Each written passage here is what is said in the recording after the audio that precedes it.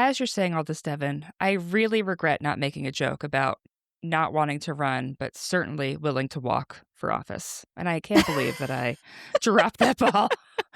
Devastated. What am I doing here? What's the point of having a podcast if I can't make the obvious jokes for myself?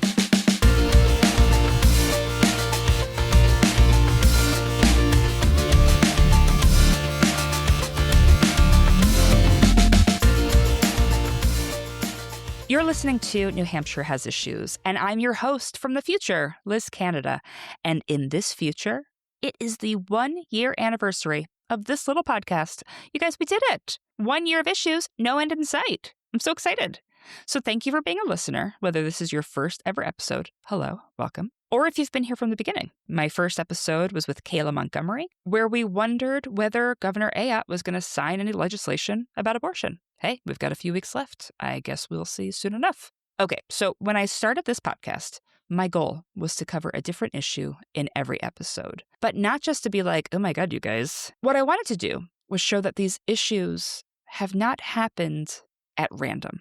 Our state hasn't hit a series of unfortunate coincidences or really bad luck. Any of the issues we're facing in New Hampshire are here because of the actions or inactions by people in power. And so for each episode, it's not just that this issue exists. It's that the issue can change depending on what the people in power do or don't do, and depending on who are the people in power. So this is kind of a perfect episode because my guest is Devan Quinn, the Director of Policy at the New Hampshire Women's Foundation, and we talk about running for office. Don't turn off the podcast. Don't panic. What I want you to do as you listen, I want you to think about who are the people in your life who might just need a nudge, might just need a word of encouragement to run, might need you to send them this episode where you might say, hey, I listened to this episode and it made me think of you. I think you should run for office. What you're going to hear us talk about are women running for office. How does it look in terms of representation? It's pretty shocking. Devan brings some receipts for us. What have women done in New Hampshire? What problems have they solved? And what does it actually mean to run for office? This episode and every episode is generously sponsored by Seacoast Soils. If you would like to support the show even more than listening, and I am very, very appreciative of you listening, you could become a monthly supporter at patreon.com/NHHasIssues. And if you'd like to send me an email with your favorite episode, something you learned, something new, newhampshireHasIssues@gmail.com. I would love to hear from you. All right, I wish I could send you all cake for our 1-year anniversary together. But instead, I'm just going to air high five you. I promise you, I'm high fiving the air right now. So thank you for being here. And at the end of the episode, we have a little homework. And so I'm going to do my homework right now and say, hey, you know what? You should run for office. You should do it. Devan, have you thought about a tagline for your episode? This one's obvious. Oh, welcome to New Hampshire Has Issues, the podcast that dares to ask. Have you considered running for office? Ah, so good. Have you considered running for office, Devan? Yeah. And then you were like, no. I considered it. Yeah, no, of course. I have to tell people all the time that they should consider themselves to run for office. And so you can't do that without putting a mirror to yourself. So yeah, I serve my community in a lot of different ways, but I lobby at the State House, so I can't be a legislator and a lobbyist at the same time. But you've considered it. You serve in different ways. There'll be lots of ways to serve my community. And we'll get into this later too, but you can serve on boards and commissions and a lot of other ways too, which I think you do too, Liz, right? I do. I guess I have to have a tagline for myself. Welcome to New Hampshire Has Issues, the podcast that dares to ask, who should run for office? There you go. My guest today is the Director of Policy at the New Hampshire Women's Foundation, Devan Quinn. Devan, thank you for being on the show. Thank you so much for having me, Liz. I'm so excited to be here.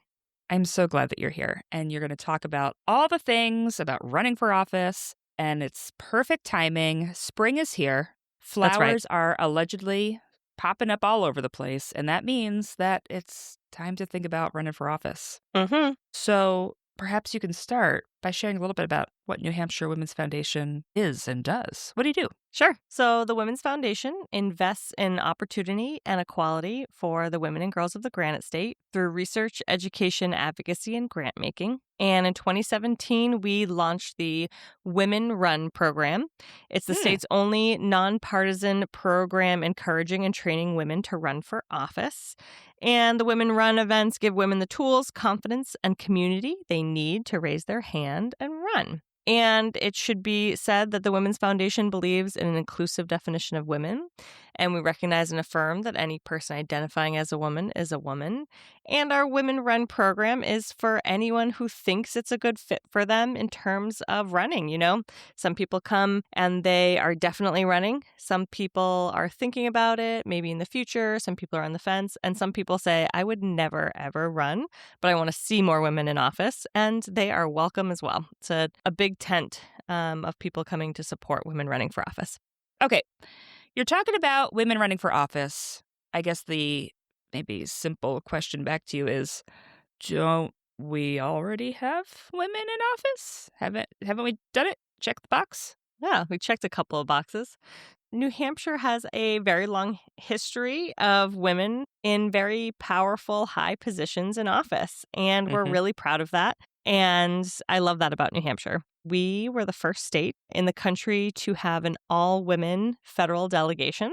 So our congresspeople and our 2 senators and our governor were all women at the same time. That was back when it was Senator Jean Shaheen and Senator Kelly Ayotte and Governor Maggie Hassan. Little switcheroo since then. But also it's a state where women do really well at the presidential level as well. Hillary Clinton beat Donald Trump here. Kamala Harris beat Trump here. And Nikki Haley did very well in the primary here. She did better than her home state of South Carolina. And so we're a state that really, you would think that we really like electing women. And we do at the top level. But the shocking part is that when you go to the state level and the local level, that trend actually reverses. And we have fewer women at the state level and even fewer women serving at the municipal level. And that's really important for a pipeline, right? I'm worried about the next generation of our highest office if we don't have a pipeline of women coming up in our local town, city, and state positions. The fact that you shared about the all-women delegation, first in the nation, all-women delegation, that's one of the points that Molly made to lure me up here. She's like, you know how great New Hampshire is? Guess what we did? I was like, oh, wow. So she used that. Some would say for me, some would say against me to get me to move up here. And it worked. Here I am. Yeah. Well, and so now you have to run for local office. Okay. Well, Devan, as some listeners of the show may recall, pressure campaign? This big announcement here on the pod today. I am am announcing. You were interviewing me. Switcheroo again. I have been on the ballot-ish as part of a slate of people for our Budget Recommendations Committee. So I do. Oh, you have to run for Budget Recommendations Committee. In Exeter, it's part of, I'm on a list. So I'm on the ballot, but I'm one of, 8 to 10 of us, I think. Okay, so it sounds like you're downplaying the fact that you are an elected official. That's right. I am an elected official. The people have elected me. I'm first on the ballot because of alphabetical order, but there I am. I am on the Budget Recommendations Committee. For whatever reason, you are first. Times. Doesn't matter the reason, but you were listed first. It's listed first. That's right. Oh, that's really cool. That's so Exeter as well to elect. Classic Exeter. A budget committee. And every town is different of what they elect. So that's really cool. Congratulations on being elected and that's why I serving invited your you here. I wanted you to congratulate me. You did it. We're so lucky to have you. Thank you. Happy to look at spreadsheets anytime. So you're saying we do pretty well federal level, but then there are fewer women? Like, why is it that there are not as many women elected at the municipal level? What's going on? So when we look at school boards, we actually do see that women are the majority. Town school boards are 56% women. And city school boards are 63% women. So that's great news, and we want to keep that up. Yeah. But it's a traditional place that women often enter an elected position. But then when you look at the executive positions in those cities and towns, it goes way down. So town school boards, 56% women, but town select boards, 26% women. That's a big difference. I'm gonna make you gasp again. Okay, I'm ready. 39% of towns had 0 women on their select board. You're right. I did gasp. What? I know. That is 39% of towns, of all towns, Oh, have no women on their no. select board. Oh, boy. Embarrassing. Wow. So many towns have no women on their select boards? Yeah. A lot of select boards are small, too. Some select boards are just 3 select people, and so it can be a small group. And we also find that when there aren't more women in that select board or other select boards, it can get kind of lonely. And so if you're the first woman to serve in a long time on your select board and no other surrounding towns have women on their select board, there's no one to like talk to about weird stuff that Oh. comes up or how people are talking about your hair when you're Oh, my God. talking about a budget. So it's helpful Yeah. to have more women for that camaraderie. You mentioned hair, and I'm wondering if it's a slight criticism of my hair right now. It doesn't look great right now. But still, doesn't matter because that actually doesn't influence how I am as a podcast host or as a budget recommendation committee person. Yeah, my personal pet peeve is when people think they're giving a compliment, but they're still like talking about appearances. And they're like, I voted for you. I think you're wonderful. I love your hair. And I think what you're doing for the community is great. And you're just like, why did that have to be included? Oh. I don't know. All right. So some areas doing a lot better than others in terms of having women in office. I guess why, maybe hashtag what about men? Why do we need more women in office in the first place, Devin? Like, what's the big deal? Why are we talking about women in office? Aren't women the same? Aren't we Just kidding. all the same? Aren't we all just part of the human race? Okay, it might be obvious to some of your listeners why we need more women in office. But for those who would like the talking points to tell their friends about why we need more women in office, we know from lots of research that regardless of party, Republican, Democrat, any other party, when women serve, they're more likely to support policies that benefit women and girls. We also know that research shows that women are more likely to seek bipartisanship and compromise. And that's particularly important in New Hampshire, a purple-ish ?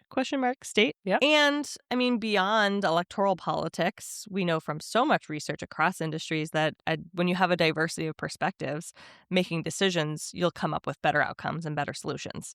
And so diversity is really part of that. And it is so important that people run as their whole selves and people aren't running as a woman. They're running as a woman who's a parent and who's an immigrant and who has lived in the community for 10 years and who rents their home. There's so many diverse perspectives that people bring. When lots of women serve, lots of perspectives will be represented and will lead to better outcomes. All right, so I have to ask. You're saying better outcomes, but do you have any examples? Because I feel like someone's show listening, the be like, receipts.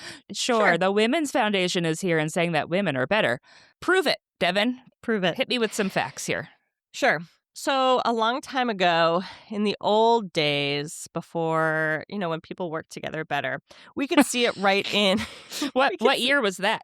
Tell me what year we were in then. When people crossed aisles. So a long time ago, there's still this research now, but it's not as poignant now. But there used to be a lot of examples of people crossing the aisle and not sticking with their party. And that hyper-partisanship at the national level has really trickled down to the states and even sometimes in communities, even when there are non-partisan positions in the first place. But, like the John McCain thumbs down, that was a iconic. huge moment. And it was iconic. It crossed party lines. And yes, women are still more likely to do that. But I would argue the more important aspect of crossing the aisle or seeking bipartisanship or compromise is actually you're not going to be able to measure it in votes. It happens at the very beginning when people are creating solutions to problems in the first place and who they talk to and who they want to bring in when they're having those conversations. So for my example for New Hampshire is we recently worked on this piece of legislation called Momnibus 2.0. Momnibus, yes. Thanks. I'm always talking about it. Thanks for letting me do it again. I think I had Ken's Nicholson on one of my first episodes, and I think we talked about it very briefly. Yeah, so I think this has come Yeah. up a little bit, but this is is a good refresher. It's been a while. Yeah. So I probably won't go into the details of Momnibus, but I'll tell you the story and the background of it. Do you want to give me the most top line? What is Momnibus? Like, what did it do? That's a good point. Okay. So Momnibus is a play on words with omnibus bill. So an omnibus bill is a package of things. And so when you add an M, it's a package of things for moms. Yeah. Omnibus bill means it's a bill that has a whole lot of different things in it that's used for any type of issue or topic that might be happening. That's just how it is referred to typically. And so Momnibus is a play on that. Yes, great. Yeah. And it had a lot of things to help moms with postpartum anxiety and depression, support lines, and insurance coverage for different things. And it also includes time off from work, unpaid, to go to postpartum and pediatric appointments, and a few other things that really help moms, particularly in that really vulnerable time during pregnancy and postpartum, the year after postpartum.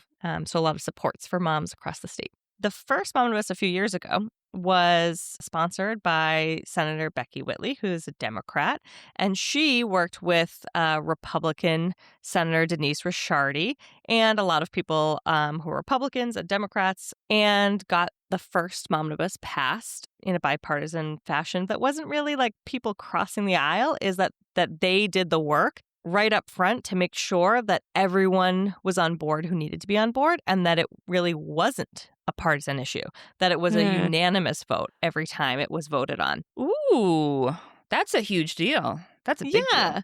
And so when things go through unanimous, it's really about the leadership of that bill. And Senator Ricciardi and Senator Whitley were the leaders of that bill and the issue of maternal health. And so they made sure that it wasn't going to be a partisan vote by collaborating on it and making sure that it worked for everybody in the first place. And then Momnibus 2.0, which happened last year, was the same thing all over again, in that Senator Whitley retired from the Senate. And so Senator Ricciardi is a sponsor of Momnibus 2.0. And she partnered with Senator Sue Prentice, a Democrat. So again, we had a Republican and a Democrat women leading the Momnibus 2.0. And it happened again that it was a unanimous vote every single time because they did their homework. They were leaders in their own caucuses and across the board. Wow. And we had a lot of meetings with senators and also House members, Republicans and Democrats, that I can imagine were not in the same room very often, but they were for maternal health. These meetings were lovely and so collaborative and so supportive. And people said, I can talk about this at the press hearing. Well, who's the best messenger for this and who can bring on board the people that we need for this vote and that vote. And it was just really collaborative and supportive. And people came at it for different reasons, for different constituencies. And that was all really well respected. And it was just a nice collaborative way to start off. That one ended up being bipartisan in the Senate as well and in the budget. And I will also say that women leaders are not just in the State House. They are advocates as well. And we had moms and advocates for women and girls standing outside the State House when they were working on the budget, and it was very close to whether or not Momnibus was going to be included or not. And it's because women were connecting, moms were connecting with moms in those budget negotiations, regardless of party. Women who were in that budget negotiation were going to stick up for moms. First of all the things you just described, collaboration, working together, kindness, solving a problem, I feel like that's a fantasy world, and I love hearing about it, Devan. That sounds so great. That's kind of like the opposite of this whole podcast. That sounds wonderful. It doesn't happen all the time, so I like to think about the times that it does happen often. Yeah. I mean, I have more examples of just how women will just be like, no, we're not going that way. We're just going to do the right thing here. Okay, Momnibus sounds like the dream, right? Like Momnibus 2.0. We're all working together. We're all talking to each other. We're being kind to one another. So if I'm a listener who's feeling mildly skeptical, I'm like, all right, so they did one thing. Do you have any other examples of like women in office, they're doing things, they're getting stuff done? Yeah.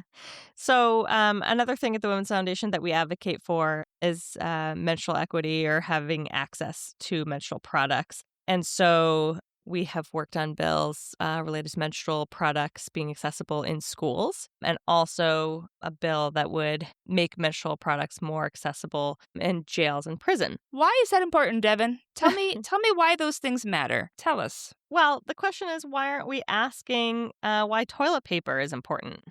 Just take it for granted. Yes, indeed. I mean, plenty of budgets are passed that include toilet paper for public buildings because everybody uses toilet paper. But when half the world needs menstrual products, those things are not standard in budgets, and those are special. And that's not fair. Menstrual products should be considered like paper towels and toilet paper, and it's just a product that's needed in schools, and I would argue in any public place. Yeah. And when people don't have access to menstrual products, particularly students who don't have access to menstrual products, and that might be because their family can't afford it, or they haven't told their parents yet that they have started their period, or they just don't have access to them or can't afford them for their whole family, it is more likely that girls will not go to school if they don't have menstrual products. They'll just skip school that day. And school won't know why. Yeah. Maybe their parents or guardians won't know why, but it'll be because they're worried that they won't be able to get through the day because they don't have enough menstrual products. And so we call that period poverty. And that's really keeping particularly low-income girls out of school. And we know that when girls miss school, and if that's on a monthly case, they're really being harmed by not having access to something that everyone should have access to, and it should be readily available. We know that sometimes schools would say, well, we have it in the nurse's office. You can go to the nurse's office. But there's a huge stigma with that. You have to get to the nurse's office in the first place. So if you ask your teacher to leave the classroom, they kind of expect you back in a certain amount of minutes. But let's say the nurse's office is way across the building. Now you have to go to the nurse's office. Then you have to go to the bathroom. Then you have to come back to your classroom. That might set off a flag with your teacher. You don't want to do that. When you get to the nurse's office, you have to ask verbally for it. And so there might be other kids in the nurse's office you don't want to ask. So the most accessible thing is to just have them in every bathroom. And so we have a law that requires them to be free in all girls and gender nonconforming or girls' bathrooms. Has to be in middle school and in high school. I'd love to see if that's actually happening. I don't think it's happening in every school. So if any listeners want to tell me that they know the school it's not happening, let me know. I mean, yeah. But also a listener who's hearing this and is like, I never even thought of that as being something that could be fixed or something that was an issue that could be solved by passing a law. And that is something that can happen.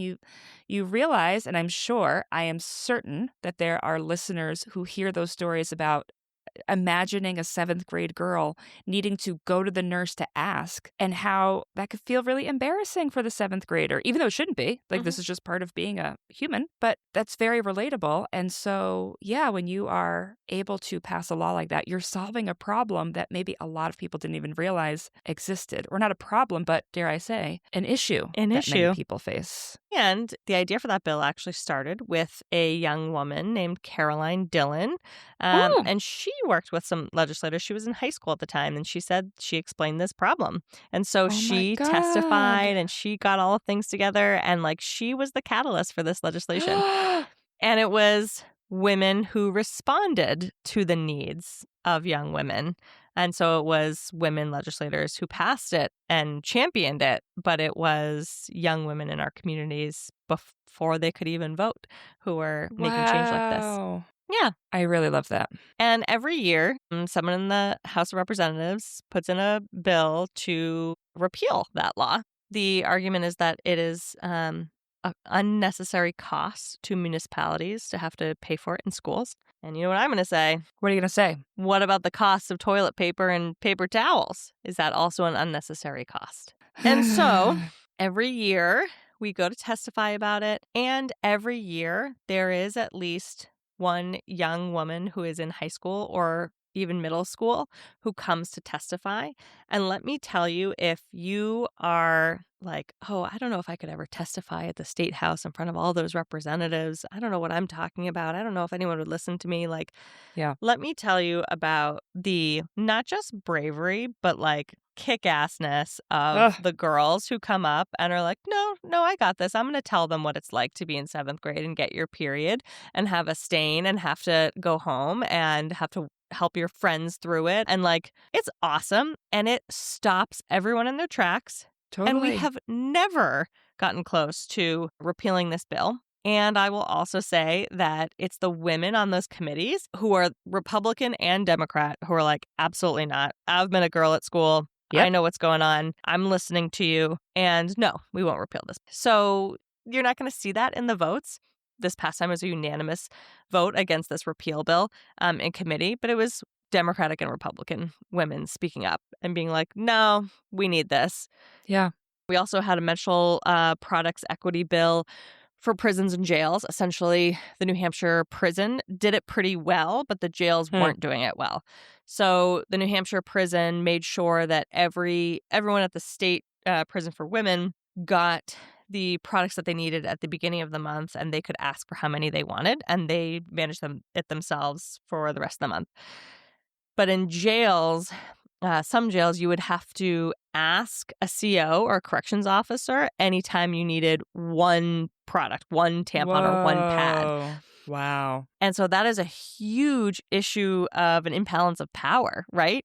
Yeah, And so totally. if you think about the Prison Rape Elimination Act, PREA, that is all about addressing these areas of imbalance of power where the abuse of that power could be used to harass or sexually assault inmates. And so this is like an obvious place where if you are in need of a pad or a tampon and you have to ask a CO each time, and they say, well, I'm busy right now. Well, I got to do this. Well, like what favors do I need to do in order to get the products that I need? You put them in a position that can really be taken advantage of. And so the standard is really to do it the way that the state prison was doing. We had a bill, and I worked with American Friends Service Committee and my friend Ophelia Burnett, who was a leading advocate on this bill. And again, there was a House bill and there was a Senate bill, and the Senate bill got to judiciary, and it was, again, Senator Becky Whitley's bill, and it was Senator Carson, a Republican in that judiciary, who really set the tone right away when we introduced this bill. And she said, this is about dignity. And I'll always remember her saying, this is about dignity. I could hear her say it. I could just imagine her saying it. Yeah. And I think in New Hampshire and the state legislature, a lot of people are really concerned about what things cost.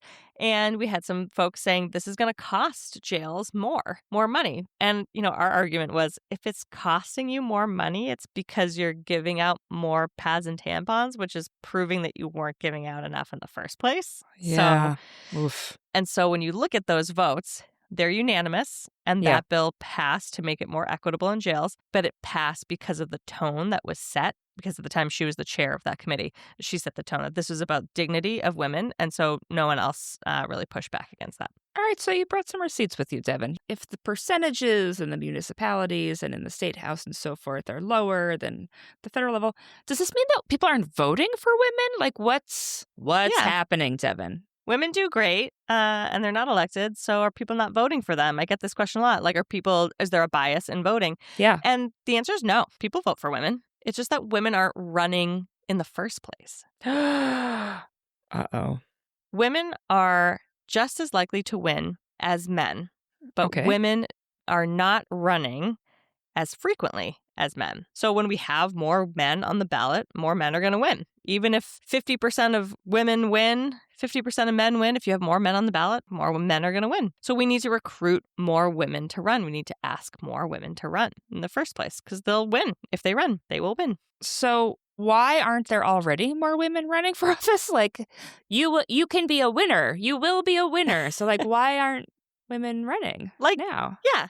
so many people, I mean, if you're voting for women, you're saying, no, I'm voting for women. Everyone I know is voting for women. Why aren't women running in the first place then? So many social phenomenon based in centuries of sexist, misogynist Oh, really? landscape here. Does that happen? Really? Is that a thing that goes on? Sexism? Never heard of it. I don't know. Not familiar. That's another podcast. Oftentimes, so I'll say often or frequently because this isn't the case for every woman. Everyone has their own Of course. experience. But if we're talking about getting lots of women elected, we often hear that women don't see themselves as candidates as frequently as men might see themselves as candidates. So we have so many examples of women who come to us and say, well, I heard that someone was going to retire from the school board and we needed someone else to fill in and run for that seat. And I had been recruiting all over town to find someone who would run and no one would do it. And I asked 7 different people. And then finally, someone said, why don't you run? Right. Women trying to recruit other people to run. And sometimes they just need a mirror held up and say, you should run. You don't have to look out the window, folks. Let's look in the mirror at our own selves. Yeah. Another reason that women don't run as often is that they perceive themselves to be underqualified. I hear all the time that people say, oh, well, I couldn't understand, a school budget or a state budget, or I'm not a lawyer, or, I've only lived in this town for 10 years, or I'm going to jump in for a second, Devan, because those things all happen for promotions as well and jobs. Bingo. And looking at job descriptions and being like, well, I don't have 100% of the qualifications here, so therefore I can't do it. And other types of people will look at a job description and say, well, I've got 30% of these things. I'm going for it, baby. Bingo. And then they get it. Yes. That is exactly the example that I use all the time to explain this, is that, yes, an organization puts out a job description. A woman looks at the job description. She says, oh, I only meet 70% of the job qualifications. I'm not qualified. She doesn't apply. A man looks at the same job application, sees that he has 70% of the job qualification, says, I'm qualified, and he applies. And guess who gets the job? A man, because that's all that the company saw as applicants. That's all. So it's the same thing. The voters only see the people who choose to put themselves on the ballot. So they're only offered, if they're not offered more women to vote for, because women aren't running for office and they can't vote for them. Listener, you are totally qualified to run for office. I promise you, you are qualified. I'm on a budget recommendations committee. What does it take to be someone who could be on a budget recommendations committee? Someone who cares about their town. That's it. That is the only qualification you need. You got to live here and care about it. Some people might not even care about it, but you have to live here. That's it. That's the only qualification. Yeah, you just have to care. If you care about your community, you'll do a great job. Okay, so what does it actually mean to run for office? We've been talking about the policies that have been passed, the fights that have been had, the advocacy, the numbers, the percentages of women in office in New Hampshire. But let's maybe demystify it a little bit. What does it actually mean to run for office? There's a lot of different ways you can run for office, and a lot of it depends of what you're running for. And even before that, I'll say there's lots of ways to serve your community, and some of them are not even elected. In your town or city, there might be a lot of positions that are appointed. And they really just need someone to raise their hand and say, I would love to serve on the sidewalk committee.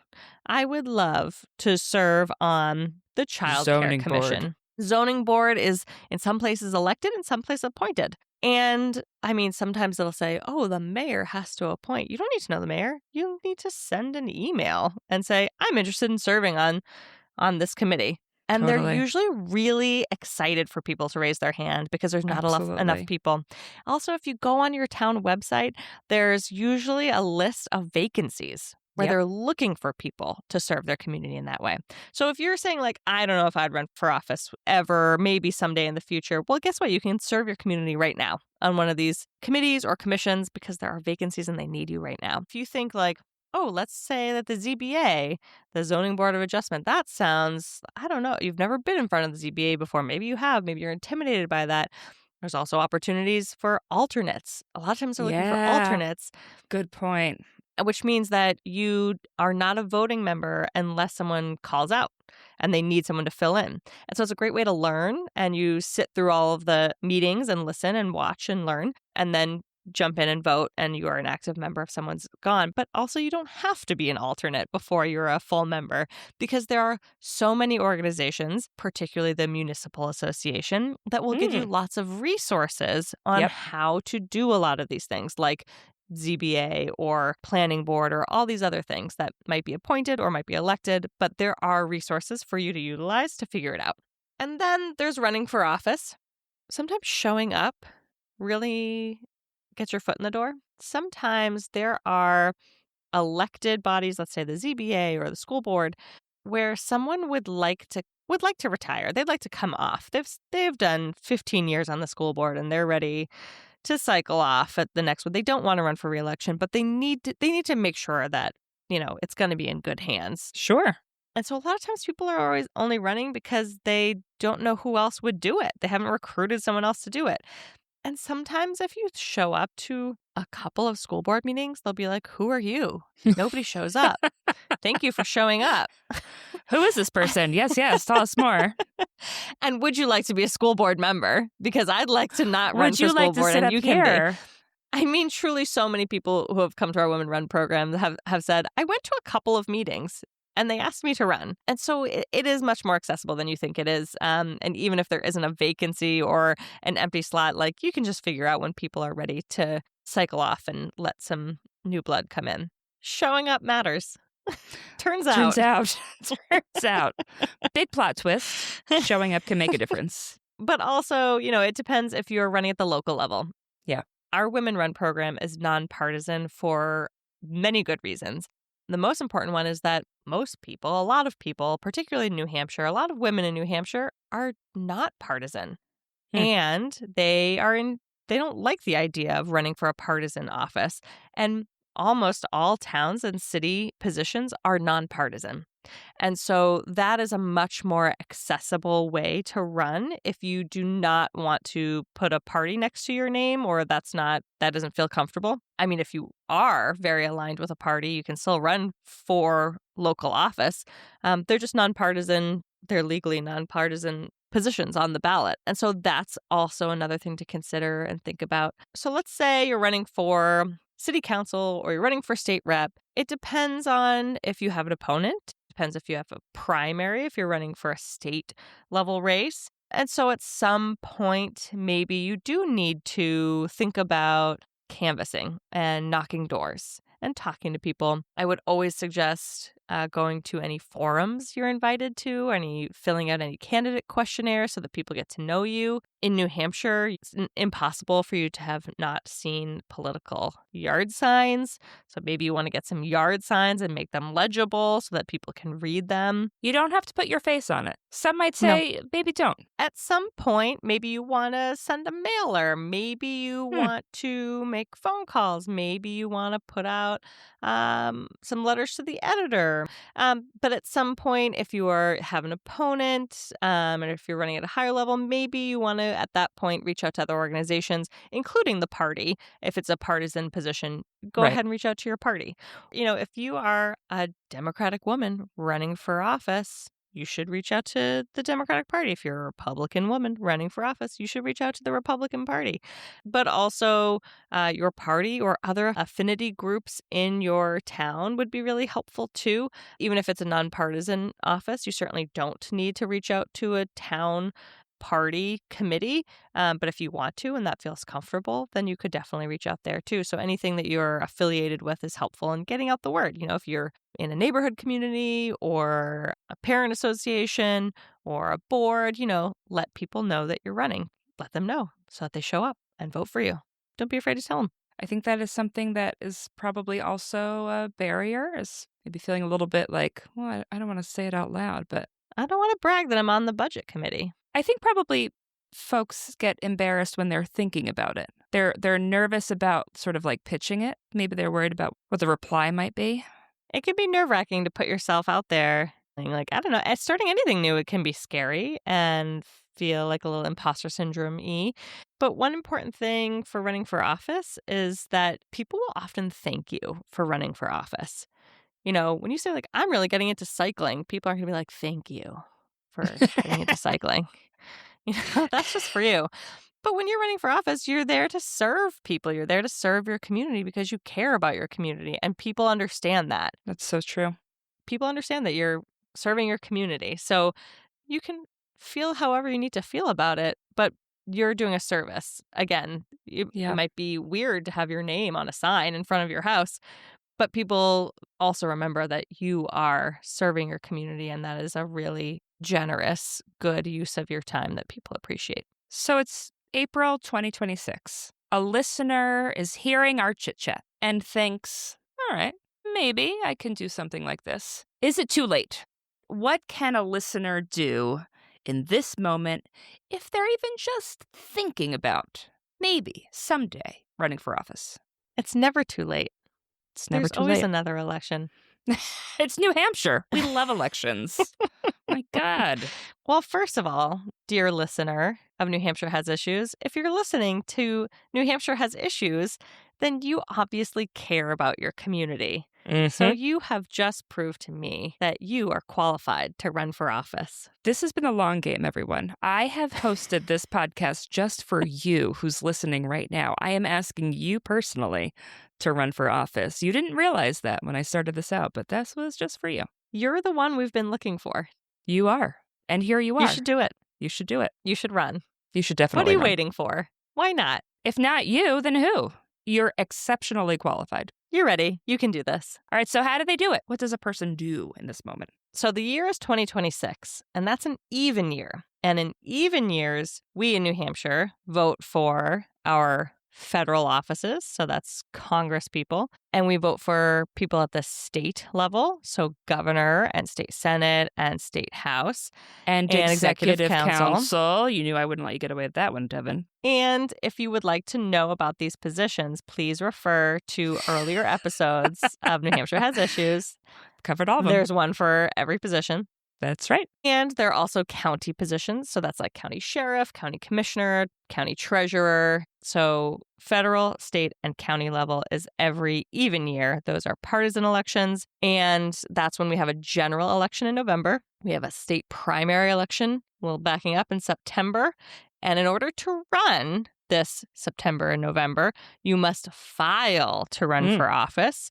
And that filing period for all of those positions I just mentioned is between June 3rd and June 12th. Therefore, you must file by June 12th if you would like to run for federal, state, or county office in 2026. June 3rd to June 12th, you have to file. Okay, so I'm running for state house. No, I'm not. Don't quote me.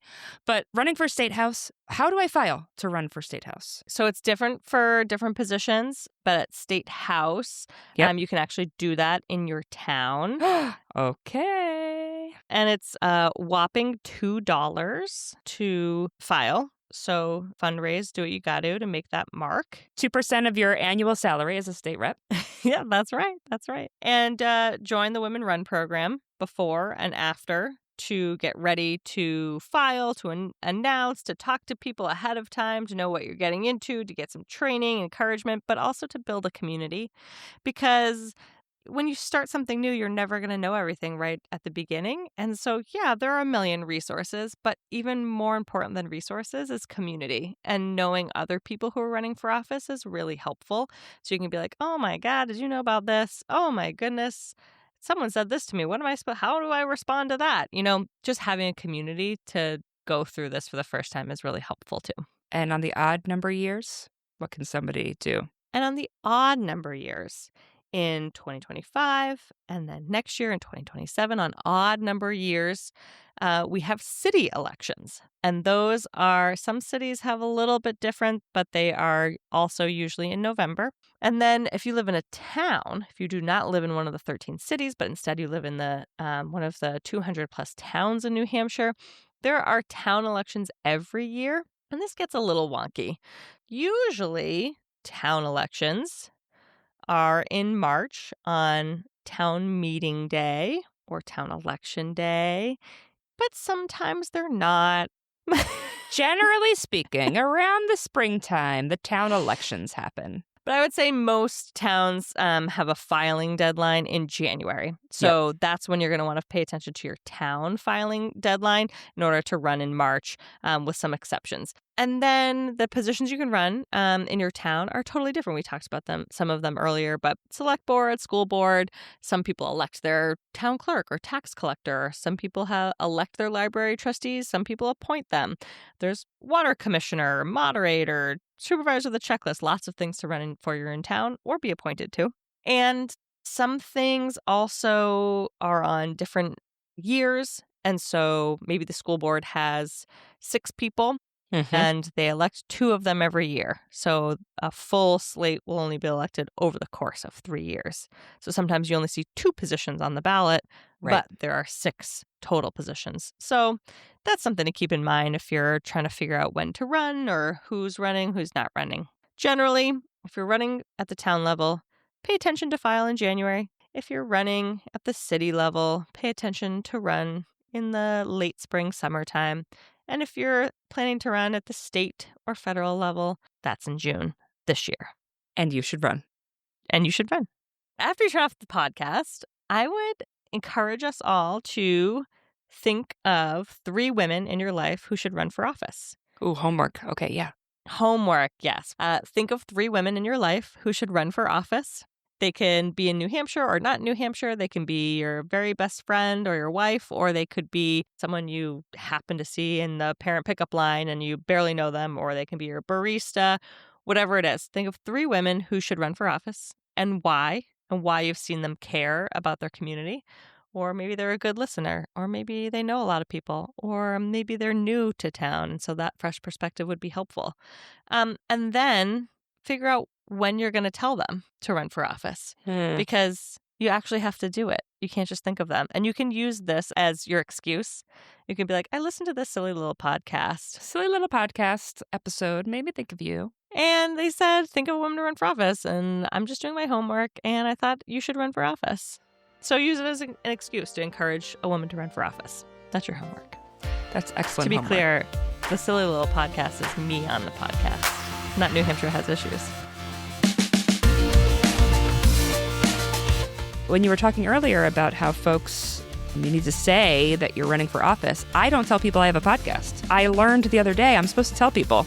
Ugh. Well, I think you just blame it on other people. When you're uncomfortable with something, you blame it on someone else. You can be like, my wife Molly was just like, you just have to do it. And so I did it. And now I did it. New Hampshire Has Issues. Just blame it on someone else. It's a good idea. People were knocking down my door all the time. So I was just like, all right, fine, I'll give you a microphone.